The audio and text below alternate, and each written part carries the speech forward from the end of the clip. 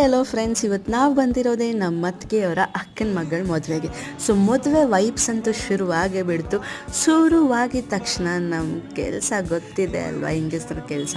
Photos ತೊಗೊಳೋದು, 1000 photos ತೊಗೊಂಡ್ರೂ satisfaction ಆಗಲ್ಲ, ಅಷ್ಟು ಫೋಟೋಸ್ ಅಂತೂ ತೊಗೊಂಡಾಯ್ತು.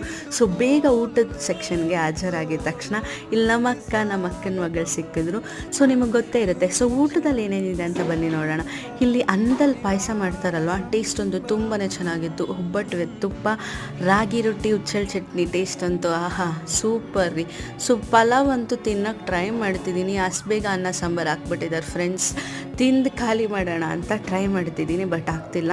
ಸೊ ಇಲ್ಲಿ ನೋಡಿ ನಮ್ಮ ಪುಟ್ಟಿ ಹಾಜರಾದ್ಲು, ಕ್ಯೂಟಾಗೆ ಡ್ಯಾನ್ಸ್ ಆಡ್ತಿದ್ದಾಳೆ ಅಲ್ವಾ. ರೀಲ್ ಅಪ್ಲೋಡ್ ಮಾಡ್ತೀನಿ ಆದಷ್ಟು ಬೇಗ.